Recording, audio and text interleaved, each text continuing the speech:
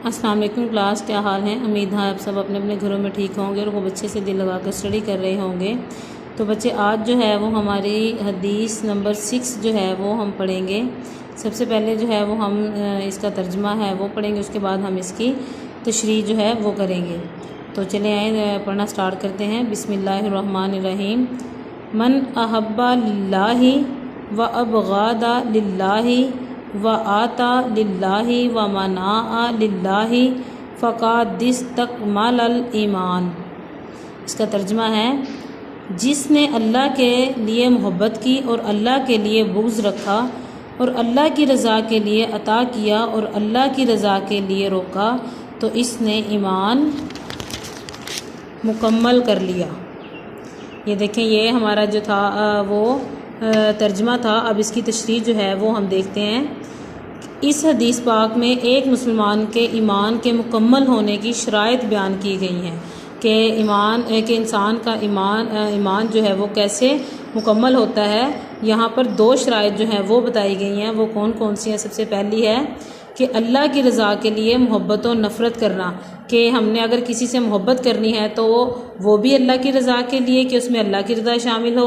अगर किसी से, पहली बात तो नफ़रत करना जो है वो एक बुरी बात है, लेकिन अगर हमने किसी से नफ़रत करनी है तो वो भी अल्लाह की रज़ा के लिए, कि ऐसे लोगों से नफ़रत करना जिनको अल्लाह ताला जो है वो नापसंद करता है। तो इसकी तशरीह जो है वो हम पढ़ते हैं। अल्लाह ताला हमारा खालिक व मालिक और वाहिद हकीकी माबूद है। हम इससे मोहब्बत करते हैं। अल्लाह ताला को ये बात पसंद है कि हम इसके बंदों से भी मोहब्बत करें।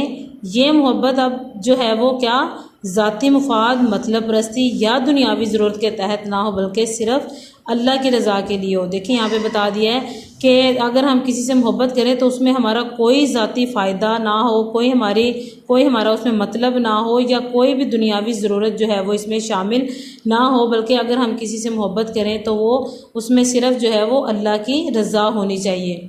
नफ़रत करना एक बुरा फ़ेल है, लेकिन इंसान को चाहिए कि अगर किसी से नफ़रत करे या बुग़्ज़ रखे तो इसका सबब सिर्फ़ अल्लाह की रज़ा हो। कि अगर हमने किसी से नफ़रत भी करनी है तो वो किस वजह से करनी है कि अल्लाह की उसमें रज़ा शामिल हो। उसके बाद किसी शख्स को सिर्फ़ इसलिए नापसंद करे कि अल्लाह ताला इसे नापसंद करता है, अपनी ज़ाती दुश्मनी। अब ये ना हो कि हम जो है वो किसी से नफ़रत करें, उसमें हमारी कोई ज़ाती दुश्मनी हो कि हम उसे पसंद ना करते हों, या उसने हमारा कुछ बिगाड़ा हो, या हमारा दुनियावी मुफाद जो है वो हो, उसके हवाले से हमने उससे नफ़रत नहीं करनी, बल्कि हमने उससे नफ़रत जो है वो किस लिए करनी है कि क्योंकि अल्लाह ताला जो है वो उसको नापसंद करता होगा। अपनी ज़ाती दुश्मनी या किसी दुनियावी मुफाद के तहत किसी से नफ़रत करना दुरुस्त नहीं। ये अमल अल्लाह की रज़ा के लिए ही होना चाहिए, कि अगर हमने किसी से नफ़रत करनी है तो उसमें भी सिर्फ़ अल्लाह की रज़ा ही शामिल हो। अब सेकंड जो है वो इसकी शर्त ईमान के मुकम्मल होने की क्या है कि अल्लाह के लिए अता करना और रोकना, कि अगर हमने किसी को कुछ अता करना है तो वो भी सिर्फ़ अल्लाह की रज़ा के लिए, कि अगर हम किसी को कुछ दे रहे हैं तो अल्लाह हमसे राज़ी होगा। अगर हम किसी को नहीं दे रहे तो वो भी सिर्फ़ इस गर्ज़ से कि अल्लाह जो है वो इससे राज़ी होगा। ना कि बच्चे ये देखें, यहाँ पर इधर बता भी दिया गया है कि जब हम किसी को कुछ अता करें तो इसका सब दिखावा और रियाकारी ना हो, कि अगर हम किसी को दें इसलिए ना दें कि दुनिया हमें ये कहे कि हाँ जी ये देखें इसने बहुत कुछ जो है वो दिया है, बल्कि इसमें अल्लाह की रज़ा शामिल हो। अल्लाह के लिए किसी को कुछ अता करना एक नेक अमल है, और रियाकारी या ज़ाती मुफाद इस नेकी को ज़ाया कर देता है। लेकिन अल्लाह के लिए की गई नेकी ही हमारे काम आती है, कि अगर हम तो अपने ज़ाती मुफाद, रियाकारी या दिखावे के लिए किसी को कुछ देंगे तो वो हमारी नेकी को ज़ाया कर देगा, वो हमारी नेकी नहीं होगी। अगर हम अल्लाह की रज़ा के लिए देंगे तो वो हमारी नेकी शामिल होगी। और आपको पता है कि नेकी की गई ही, अगर अल्लाह के लिए हम नेकी करेंगे तो वही हमारे काम आएगी। जिस तरह अल्लाह के लिए किसी को कुछ माल अता करना एक नेक अमल है, इसी तरह अल्लाह की रज़ा की खातिर अता ना करना भी ईमान की निशानी है। हमें चाहिए कि ऐसे शख्स को अता ना करें जिससे अल्लाह ताला ने मना फरमाया हो। अपनी ज़ाती नापसंद या नफ़रत के सबब ऐसा करना गलत फ़ेल है कि हमने सिर्फ़ अल्लाह की रज़ा के लिए किसी को कुछ नहीं देना। ऐसे शख्स को जिसको अल्लाह ताला नापसंद करता हो या अल्लाह ताला ने मना किया हो, तो अगर हम अल्लाह की रज़ा के लिए करेंगे तो वो काम जो है वो नेक होगा। लेकिन अगर हम अपने ज़ाती किसी वजह से उसको कुछ नहीं देंगे तो वो जो है वो अमल दुरुस्त नहीं होगा। तो बच्चे ये हमारी 6 हदीस थी। इसके आपने इसका ये तर्जुमा और तशरीह अच्छे से याद करके नीट नोटबुक पे राइट करना है। उसके बाद इसके ये देखें MCQs जो हैं वो भी दिए गए हैं और शॉर्ट क्वेश्चन आंसर जो हैं वो यहाँ पर दे दिए गए हैं। आपने इनको भी अच्छे से याद करना है। उसके बाद हमारी नेक्स्ट जो हदीस है वो भी हम पढ़ते हैं। बिस्मिल्लाहिर्रहमानिर्रहीम। लैसा मिन्ना मन लम यरहम सगीरना वलम युअक्किर कबीरना। अब इसका तर्जुमा क्या है?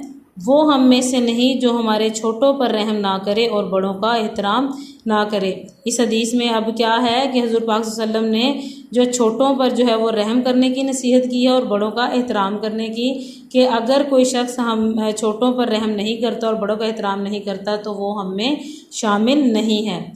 अब इसकी तशरीह है वो पढ़ते हैं कि इंसान जिस माहौल में ज़िंदगी गुजारता है वहाँ इसे उम्र में छोटे बच्चों और बड़ों से वास्ता पड़ता है। इस हदीस में बच्चों के साथ रहम करने और बड़ों का एहतराम करने का हुक्म दिया गया है। रहम करना अल्लाह ताला की भी सिफ़त है, जैसे कि आपको बताया कि अल्लाह ताला बहुत गफूर रहीम है। इसलिए हमें चाहिए कि अपने से कम उम्र बच्चों के साथ शफ़क़त और नरमी से पेश आएँ। इनकी गलतियों और कोताहियों पर रहम दिलाना रवैया इख्तियार करें। बच्चों की अच्छी तरबियत के लिए भी बड़ों के प्यार और मोहब्बत की ज़रूरत है, क्योंकि बच्चे हर बात अपने बड़ों से ही सीखते हैं। अगर बच्चों के साथ बेरहमी से पेश आया जाएगा तो वो गुस्ताख और बदतमीज़ बन जाएंगे और वो अच्छे इंसान और मुफीद शहरी नहीं बन सकेंगे। ज़ाहिर सी बात है, जब हम बच्चों के साथ प्यार मोहब्बत से पेश नहीं आएंगे, उनके साथ रहम का रवैया नहीं करेंगे, तो बच्चे भी हमें देखते हुए जो है वो बदतमीज़ बन जाएंगे। क्योंकि जब हम उन पर रहम ही नहीं करेंगे तो बच्चे उनमें भी रहम का मादा जो है वो नहीं होगा। तो इस हदीस के दूसरे हिस्से में क्या है? हदीस के दूसरे हिस्से में बुज़ुर्गों का एहतराम करने की तलकीन की गई है। बुज़ुर्ग उम्र में बड़े होने की वजह से वसी तजर्बा रखते हैं। बड़ों का इल्म छोटों से ज़्यादा होता है। ज़ाहिर सी बात जो है, जो बड़े होते हैं उनका इल्म जो है वो हमसे बहुत ज़्यादा होता है और तजर्बेकार होता है। बड़ों से कुछ सीखने के लिए ज़रूरी है कि इनका अदब व एहतराम किया जाए। ज़ाहिर सी बात है बच्चे, जब हम बड़ों का एहतराम करेंगे तो ही हम जो है वो उनसे अच्छी अच्छी बातें जो हैं वो सीख सकेंगे। अगर हम उनका एहतराम ही नहीं करेंगे, उनकी इज़्ज़त ही नहीं करेंगे, तो वो हमें कुछ भी नहीं सिखा पाएंगे।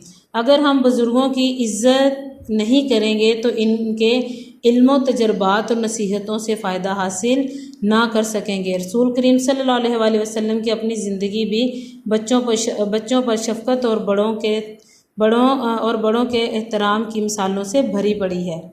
तो बच्चे ये हमारी 6 और 7 हदीस जो आज हमने पढ़ी है वो थी। अभी आपने इसके जो हमारी 7 हदीस है इसके भी देखिए MCQs दिए गए हैं, इनको आपने अच्छे से याद करना है। उसके बाद यहाँ पर इसके शॉर्ट क्वेश्चन आंसर जो हैं वो भी दे दिए गए हैं। ये छोटे छोटे शॉर्ट क्वेश्चन आंसर हैं, थोड़े से हैं, आपने इनको भी अच्छे से याद करना है और अपनी नीट नोटबुक पे राइट करना है। अगर आपको किसी बात की समझ नहीं आती तो आप ग्रुप में जो है वो पूछ सकते हैं, और याद करके राइट करने के बाद आप इसको ग्रुप में जो है वो शेयर भी किया करें। इंशाल्लाह नेक्स्ट लेक्चर में मिलेंगे, तब तक के लिए इजाज़त दीजिए। अल्लाह हाफिज़।